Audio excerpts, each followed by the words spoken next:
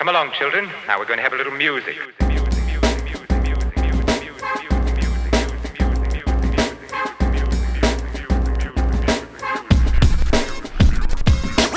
What's up, y'all? It's your boy RB3 back on First Cut, and I am here to review the new film Air, starring Ben Affleck, Matt Damon, Jason Bateman, Chris Tucker, Viola Davis, directed by Ben Affleck, written by Alex Covery. Now, this film follows a Nike salesman named Sonny. This is played by Matt Damon. Saw the potential in signing Jordan as the premier Nike basketball athlete, which at the time, Nike wasn't Nike that we know now. They played this at the beginning of the film. They kind of show this. Yeah, Adidas was like 29% of the market share. Converse was a huge percent of the market share. And Nike was like at the bottom. They were, barely getting up and off the ground. They obviously were building the infrastructure during the 1980s. So they did have some money to give Michael Jordan, but it wasn't like a lot. Like they were kind of, trying to figure out ways to maneuver the money around and try and figure it out. And that's basically what this whole movie's about. And following the legendary tradition of Matt Damon movies where he needs to be rescued, Saving Private Ryan, Interstellar, The Martian, he's stuck in a situation he can't get out of. This movie feels no different. This time he's throwing a Hail Mary, really trying to go for one of the most sought after college athletes in the world at this time. And he needs to be bailed out. But who bails him out? Michael Jordan's mom. That's right, Dolores Jordan is in the picture. And that's really who was the biggest driving factor in helping Jordan make this legendary decision. And that's not me saying that. That's not the movie saying that. That's Jordan saying that himself. That's something that Michael Jordan has always insisted on telling in that part of the story. His mom helped him negotiate that deal. He didn't even want to meet with Nike to begin with. He wanted to meet with Adidas. Again, something that they highlight in the film. The movie makes the creative choice of not showing Michael Jordan's face at all, the young Michael Jordan's face at all. So you don't really get too many words or anything from him or his character. All that we see of Michael Jordan are flashbacks, highlights, career moments, before, his time in the NBA and sometimes after. So it's very interesting the way they use certain editing moments, certain camera moves to elude away from that. And it really keeps the story focused on Sonny, who's Matt Damon's character, and Viola Davis's Dolores Jordan character. And I hope I'm saying your name right. If I'm not saying Dolores Jordan right, please let me know in the comments down below. Like I said, Michael Jordan has always made it clear his mom's place in his financial greatness with helping him sign this Nike deal. So it couldn't be more fitting that you get one of the greatest actors, if not the greatest black actress of all time living, Viola Davis, to play his mother. Again, that's another condition that Michael Jordan himself pushed on to Ben Affleck when Ben Affleck brought the script and this movie idea to him. He was like, yo, I'm down for it, but you just got to put Viola Davis as my mom. That's a terrible Michael Jordan impression. I'm so sorry. I apologize, Michael Jordan, if you're watching this. And of course, Viola Davis is always going to give you that top tier, A-list, Oscar-worthy performance. Sometimes Oscar baity, when it comes to the snot and the crying and the help and the fences and all those things. But honestly, we just make fun of the snot and the crying because they're just such good. Like you feel so entrenched in her performance that you just can't help but not look away. So, I'm very happy to see Viola Davis rocking it and killing in this movie. Also, her real life husband in the movie, Julius Tennon. I hope I'm pronouncing that name right as well. He plays the Michael Jordan's father. It's like a kind of a little bit of a family affair. But yeah, in this movie, Viola Davis was so good that her performance felt raw. It felt natural. Like it just felt like somebody who would be the mother to the greatest. Like she has some of the greatest lines, some of the greatest line deliveries, just the way she was kind of preaching at Matt Damon, like, yo, listen, you got to recognize how great my son is. It's just dope to hear that kind of stuff, talking from mothers. Just great seeing black families supporting each other. It's just dope. It's dope seeing all that in this movie. Shout out my boy Chris Tucker, my fellow church member from West Angeles Church of God in Christ. My man is playing a good role in this film. Howard White, good role, but a little bit stereotypical. Which I'm going to big up the movie in this first half of the review because I do have a lot of good things to say about it. Like the acting, all the way around, phenomenal. When you have talent like Ben Affleck, who obviously is an amazing actor in and of his own right, an Academy Award winning writer in his own right, but also from a director standpoint, in my mind, he's 5 for 5. And I'm talking about Gone Baby Gone. I'm talking about The Town. I'm talking about Argo, which obviously won Best Picture. I'm talking about Live by Night, which a lot of people don't like, and I can see why a lot of people don't like it. It is a little bit of that white savior movie complex for sure, but I actually dig it a lot. I think the cinematography is great from Robert Richardson. I think the way it just tells the narrative jumping and the stories, all these different stories that's telling over time, I think it was just fascinating. And I enjoy Air. I think Ben Affleck is really, really good at this directing thing. So I think he does it again. I think he really puts his foot into this film. Now, if I'm ranking, how do I feel about this movie as compared to his other movies? Well, let's just say I love Gone Baby Gone, and I love The Town, and and I like Live by Night a lot. And if I was to rank, my least favorite of his films, ironically, the one that won Best Picture is Argo. So if I'm looking at, in terms of ranking them and putting Argo as, my lowest film of Ben Affleck's filmography, I'll probably say Air is right above it. Air is right above Argo. Right above Argo. And just right below Live by Night for me, just as of right now. I'm going to go back and rewatch Live by Night and Air a couple more times. Again, I'm excited to see this movie again. And I think it delivers on a really good sports drama, adult drama, akin to, movies like Moneyball, all these movies that deal with the business of sports. It's such a interesting field because obviously movies are cinematic. You're expecting a lot of physicality. You're expecting a lot of athleticism, especially when it comes to sports dramas. But still somehow finding a way to milk compelling drama out of just talking scenes, out of just, men in rooms, discussing financial obligations and sheets and statistics and things of that nature. It makes it fun. And what makes this movie in particular really fun is that we get to talk about things that we're all familiar with, right? Like, we all love Michael Jordan. We've all seen The Last Dance. If you're going to watch this movie, of course, we all know what Air Jordan shoes look like. Everybody has a pair of Jordans. Most people have a pair of Jordans.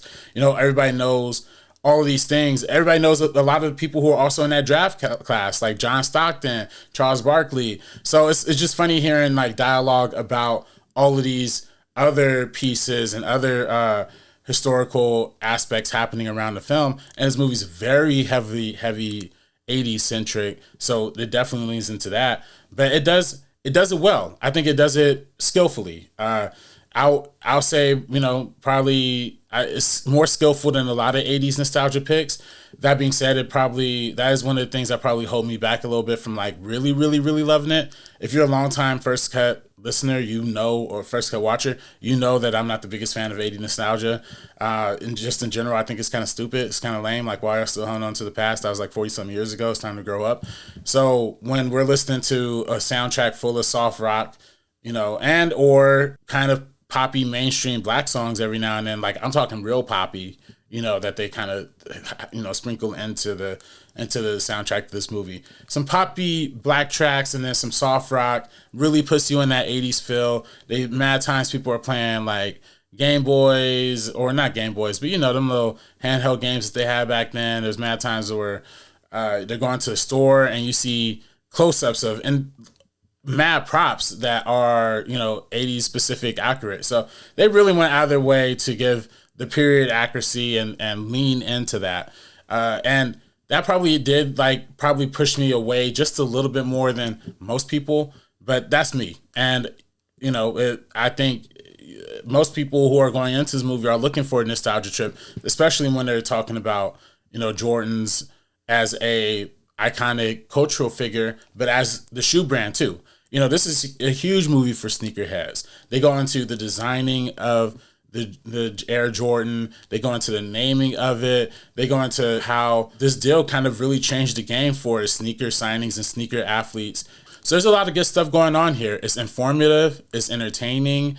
It's engaging. It's short. It's not over 2 hours, which I appreciate. The acting is great. I've already mentioned Viola Davis, but I also got to shout out my man Jason Bateman. Very underrated in this film as well. He plays a fella named Rob. Shout out to all the Robs in the world. He's somebody who his job might be on the chopping block if this Jordan deal doesn't go through. So he makes that very clear to Matt Damon's character. Like, yo, just letting you know, like, it's kind of important, bro. Like, don't mess this up. So he's kind of giving him a little bit of ribbing. There's also a sports manager played by Chris Messina, who is actually really funny as well. Marlon Wayans is not in the film very long, but overall, it's a good film. It's a good film. And I just want to say it's a good film. I think people should know what a good film is and what a great film is. And I think that's my main thesis statement of my review today. This is a really good film. And I think, I walked into it with high expectations because obviously I like Ben Affleck. I walked into it with high expectations because, high Rotten Tomato score, all that nature. We just have to be careful with what we throw around, what film critics throw around, what film Twitter throws around. It's like one of the greatest movies ever, best movie of the year, da da da. We just have to be a little bit more selective of what we start just throwing those labels around for. Movies start to enter the best picture conversation already.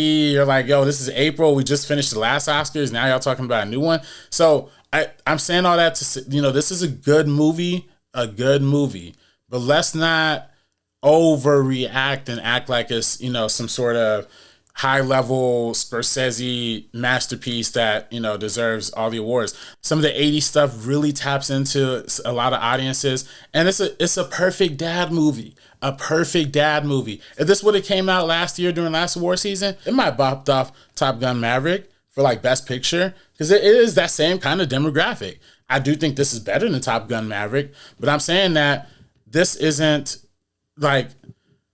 Citizen Kane. This isn't Roma. This isn't Moonlight. This isn't Everything Everywhere All at Once. It's a good adult movie. Let it just be that. Let it be that without making it seem like it's the best thing since bread and buttered toast.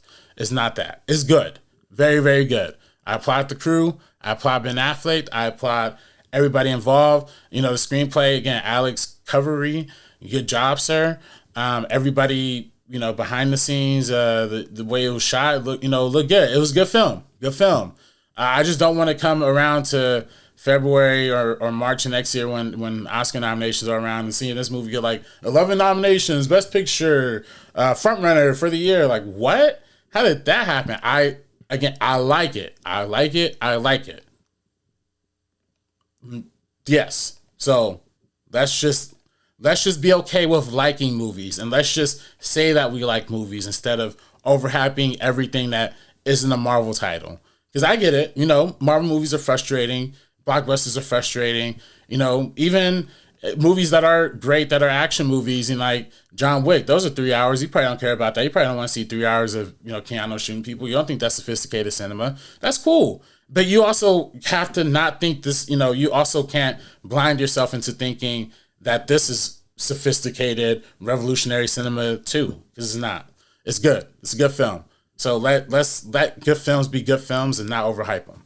This is a very white-centric movie, with Nike and with Matt Damon, Ben Affleck, the guy who makes the shoes, all of that, Jason Bateman, very, white-centric cast, of course. But they do a good enough job of sprinkling in black characters without making it seem too tokeny. The only exception that I would kind of say is Chris Tucker's character, Howard, which, I think even in the film, they kind of acknowledge he's almost like a token-ish person in this company. So I'm just saying that as one former corporate token, it's just easy to recognize. I know when a brother is like the only brother in the room, and, that's something that he says, and that's something that he kind of plays on into the film in a funny way. But I'm just one of them kind of dudes that even if the film pokes fun at, its own flaws, it doesn't erase the flaw. So it is a little bit of a flaw for me just seeing Howard in there like that. Otherwise, I enjoyed this movie. I think it was dope. I'm not hating on this movie. Like, if I was to rate this out of 10, I'll probably rate this like an 8. A good 8. That's a good film. But it's not like one of the best. Like, I can't even see this. Like, it might be on my top 10, like, as of right now. But I can easily see, like, I think there's 10 movies that are announced that are coming out this year that I'm sure will surpass it at some point. So it's cool though. I think it's a good film. Shout out to Ben Affleck. Shout out to the whole crew and cast. Let me know what y'all think in the comments down below. It's your boy RB3. I got giveaways coming. Stay locked in on the First Cut Instagrams. Make sure to follow the Real Talk Film Society podcast, Real Ones, every single week, Real Ones on every single podcast network. Check that out. We're killing it over there. We got so much good stuff coming up. And of course, First Cut, y'all, man, we just stay slaying, man. We got Undressed with the Star Wars. We got, you know, we got me and Real Ones, you know, doing stuff. So yeah, stay locked in, y'all. Stay locked in. Follow us on First Cut TMO on Instagram, TikTok, and Twitter. And subscribe to the channel if you haven't already. All right, that's all, y'all. I've talked too much. This is the Air Review. Peace.